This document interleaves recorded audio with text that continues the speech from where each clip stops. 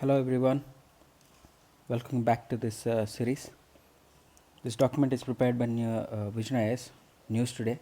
It covers the important topics for prelims and mains from the newspapers itself. So it is especially not a newspaper analysis, but the topics are taken from the newspaper itself. And we'll be dealing this 26th August 2025. And my name is Yashwant, and I've written two UPSC mains 2023 and 2022, and two state PSC mains. And let us delve into the topics without wasting much time. So the first topic is that there is this surge in female workforce participation. So if you see here, women's employment rate actually improved from 22% to 40.3%. Okay, these are the points that are very much useful in your mains answers. So all in all, the employment rate decreased from 5.6% to 3.2%, and female employment grew by 96% in rural areas, 43% in urban areas. As we all know, people usually in rural areas go for doing jobs.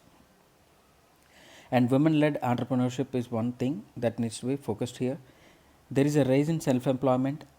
It has raised from 51.9% to 67.4%. It indicates a growth of 30%. And startups, 50% of DPIIT registered startups have at least one woman director.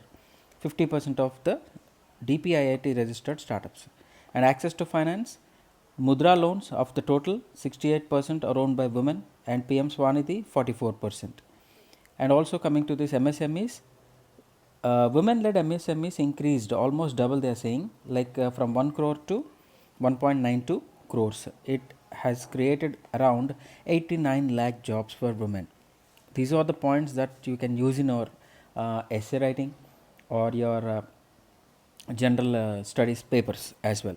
Like for example, society is there, GS1, and also social justice from GS2. All these topics you can do it as well as GS4.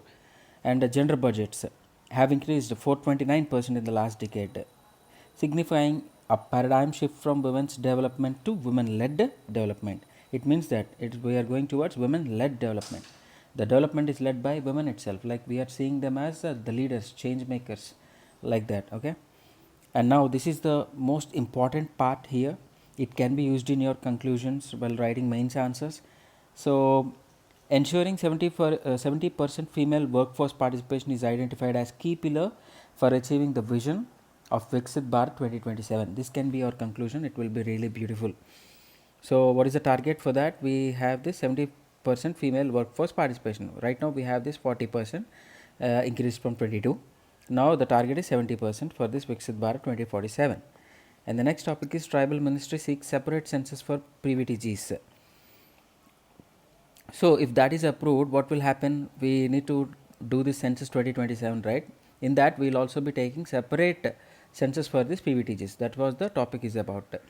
So who will do that? Registrar General and Census Commissioner of India.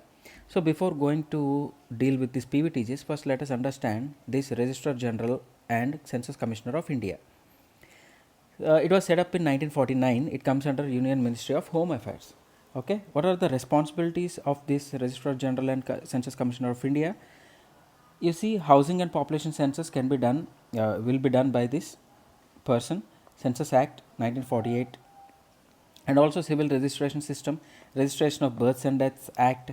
This is done here, and also Sample Registration System. It is an important source for birth rate, death rate, infant mortality rate, MMR, IMR. All these we read, right? That is this Sample Registration System. It is also done by this CI only. And National Population Register. This is entirely a separate topic if you ask me. But yeah, these provisions are taken from this Citizenship Rules 2003, framed under Citizenship Act 1955. And Mother Tongue Survey documents the linguistic features of the selected mother tongues. It should not be confused with the Special Officer for Linguistics under 350B. Mother Tongue Survey is done by Registrar General as well. Now come to this PVTGs. What is the need for separate census for PVTGs? You see, if we need a separate census, it means that adequate representation has not been done here. So PVTGs have historically remained underrepresented in the official data. That is why we need to have a particular PVTG census here. Around 40 out of 75 PVTGs are listed as STs and were included in 2011 census. And what about the remaining one? Remaining one, often termed as subsections of larger ST communities, were not distinctly enumerated. This is the problem here. So what will happen if we have a separate census? We can have this design targeted need based programs. We can understand their problems really clearly, and we can tailor made the policies to suit their requirements. See, for example, here I have this German program, right, to bridge socio-economic gaps for PUTCs across over 200 districts. For that, we need to have a particular census for them. What about this PVTGs? See, PVTGs actually came up based on this criteria. This criteria proposed as per this Debar Commission in early 1960s itself. Total 75 were identified out of these 18 states and the Union Territory of Andaman and Nicobar. And the recent Center Habitational Level Survey estimated PVTG's population to be how much? 45.56 lakhs. You need not remember exact number, but at least you should have a ballpark idea that 45 lakh people around are under this PVTG category. And what is the largest states accommodating them? Madhya Pradesh, and then Maharashtra, and then Andhra Pradesh. What are the criteria for identification? This will be the crucial part of your preparation, because forget everything, but they might ask you giving you options and finding out the criteria for them. So pre-agricultural level of technology, low level of literacy, economic backwardness, and declining and stagnant population is the criteria here. But you just not simply read like a mechanical robot or something like that, but you need to create some mnemonics for you to remember it for long time. For example, we all know there is a plea, right? In polity, we read that.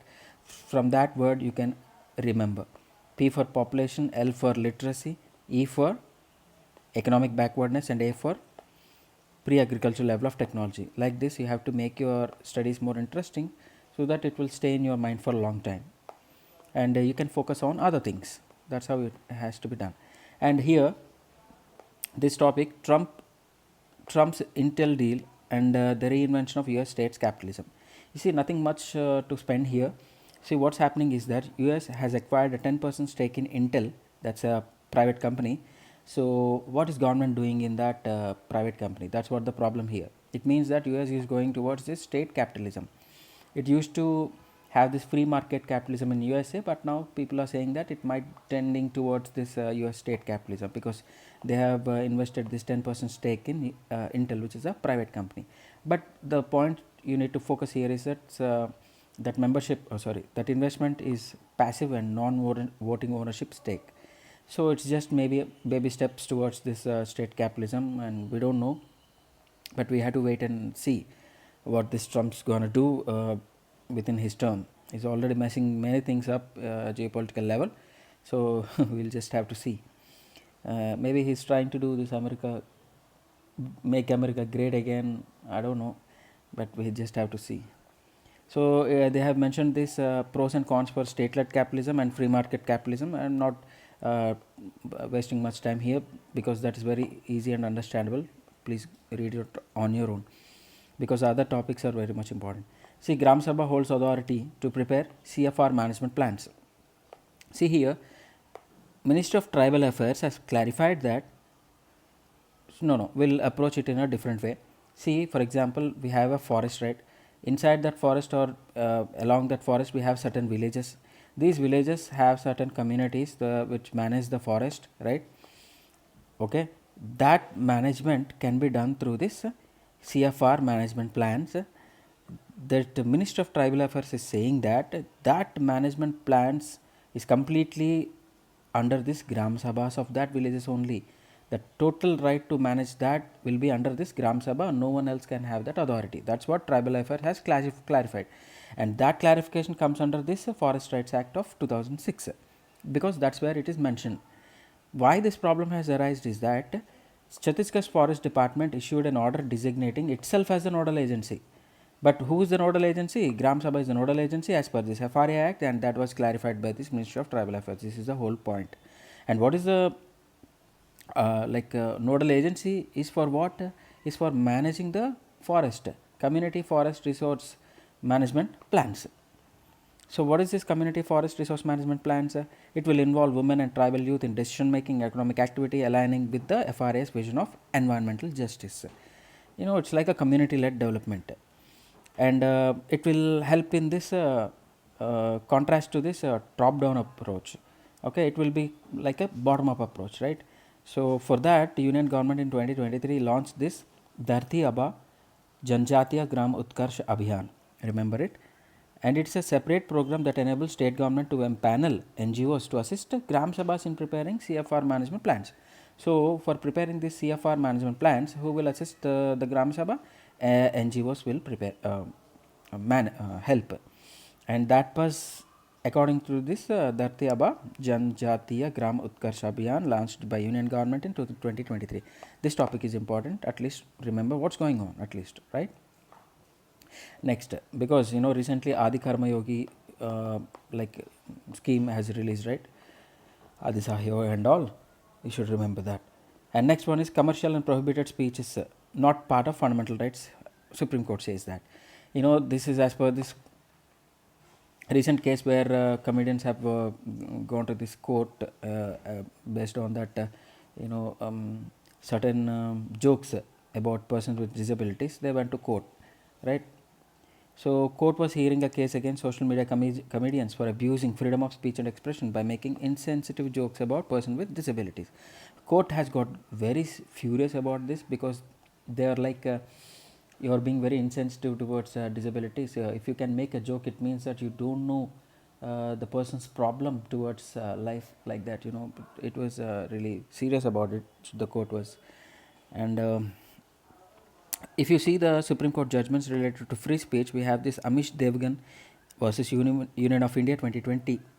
It differentiated between free speech and hate speech. There must be a distinction, right? That is done through this Amish Devgan case, and you should use this in your answer. Okay, imagine Devgan, the hero, create a story and remember this case. And the next one is Shreya Shingal. Supreme Court held that legitimate online expression cannot be curtailed in the absence of imminent harm. If there is no imminent harm, you cannot curtail the freedom of speech. That's what the Shreya Shingal case is all about. These two are very much important in understanding hate speech and must be used in your answers in an appropriate way. And what are the legal frameworks for online content regulation in India? We have this IT Act 2000, and where Section 69A empowers the government to block access to information. And Cinematograph Act of 1952 prohibits the content that criticizes, malign, and slanders a person or a group. Okay, that is this Cinematograph Act of 1952. And freedom of speech and expression comes under this Article 19(1)(a). It does not cover commercial speech or prohibited speech. That's what they are trying to say here. And next one is guidelines and SOPs for animal blood transfusion and blood banks. You see, not just humans but also we have this animal blood transfusion, right? So there also must be regulated, guidelines must be issued. That guidelines were given by Department of Animal Husbandry and Dairying. This guideline provides national framework for safe, ethical and scientifically sound transfusion practices. And what is a transfusion? Blood transfusion is globally recognized as a life-saving intervention. What will happen? The blood from other animal will be injected into the other animal, right, who requires that.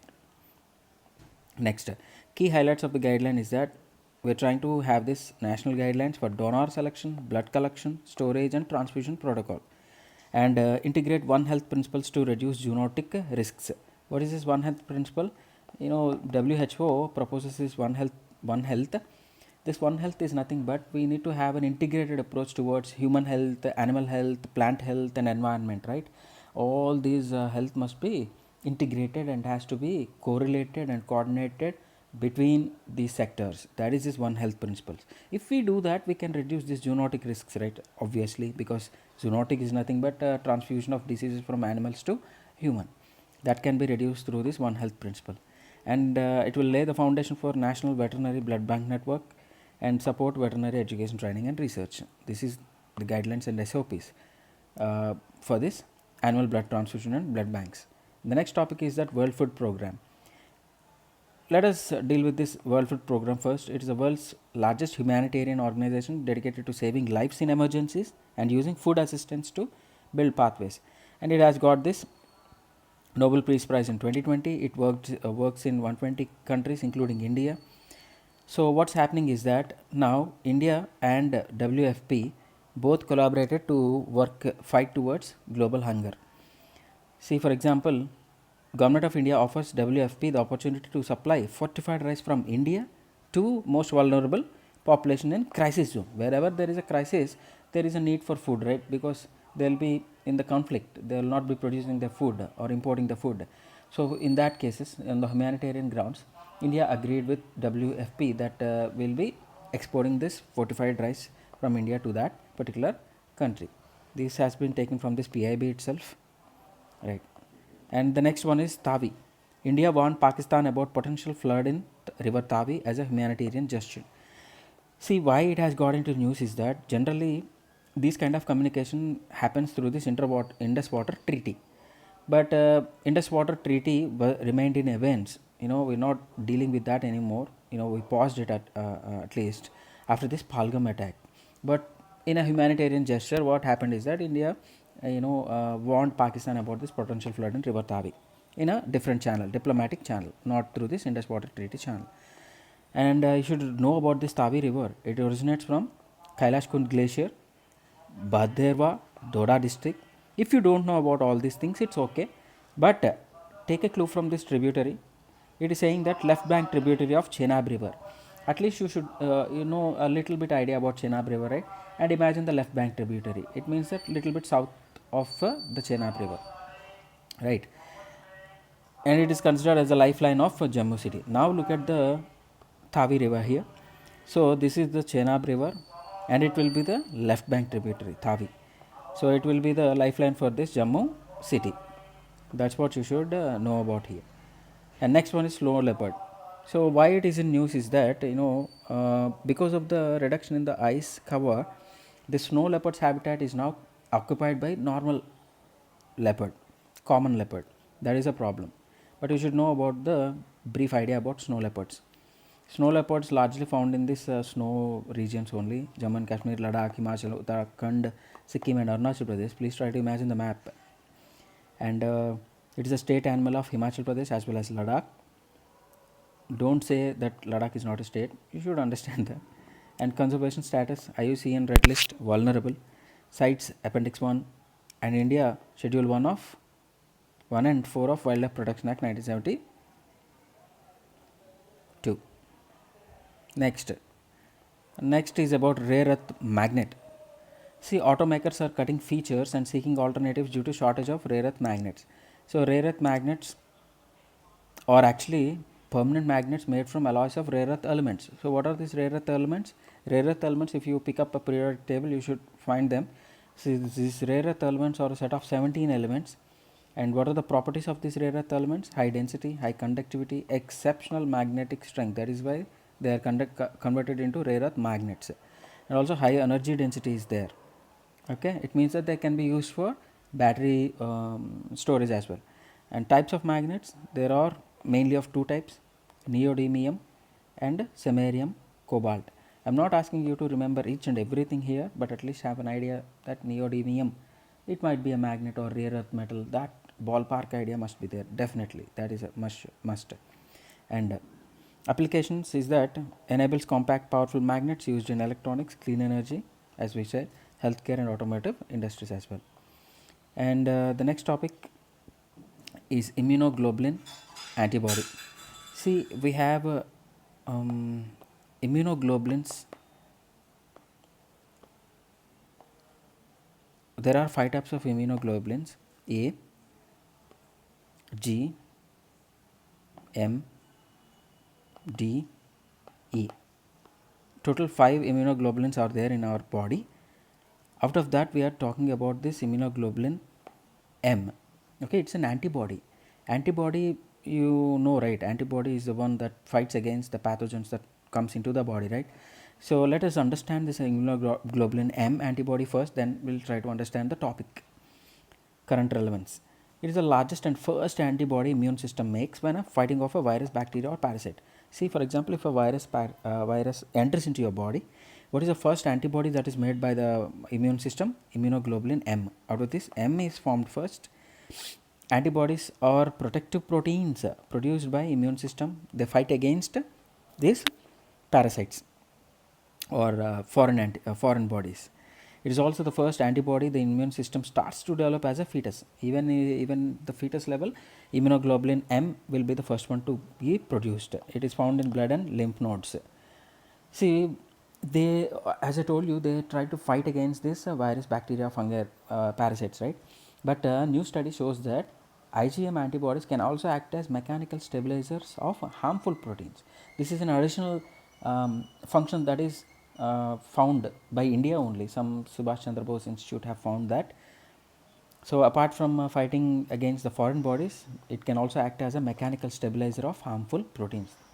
Okay, so they call it as this pentamer because it has got these 5 chains, 1 2 3 4 5 chains attached here. So that is why it's called as pentamer. This is the IgM structure. Generally immunoglobulin has this Y kind of structure. Okay, remember, Y kind of structure. We have A is there, G, M, D and E also is there. Okay, the each has got each different functions in the body. And the last topic for today is Fiji Islands. You know, India and Fiji have announced new measures to strengthen defense and maritime security cooperations. Why is that important? You see here, it's present in the specific question, and we have this Australia, Papua New Guinea, this is New Zealand, and this will be the this part will be Peru, Chile, all this, right? So you have an idea here. So in that region we have this Fiji Islands. Fiji Island has most of our diaspora is there in Fiji Islands during that British time. They went there and settled there. And also Fiji is very interesting because Indians don't get equal share. It means that Fiji natives have, for example, Fiji natives have uh, one vote has one value, but Indian voters do not have one vote as one value. We have less vote value. You know, that is interesting, that you can learn some other time. Yeah, political features we have. It's in South Pacific Ocean, and major islands Viti Levu and Vanuatu Levu, and volcanic larger islands Mount Tomanivi is the highest peak. Now you see here, Vanuatu Levu and Viti Levu, and this is the capital, Suva. Remember Suva. Okay, I hope I made some sense here. We have this Koro Sea, and also Great Sea Reef is there. Any other important points? Pacific Ocean is there, Loa group. Yeah, too many points also you can't remember, but at least remember Koro Sea, Great Sea Reef. Okay, that's about it. I hope I made some sense here today.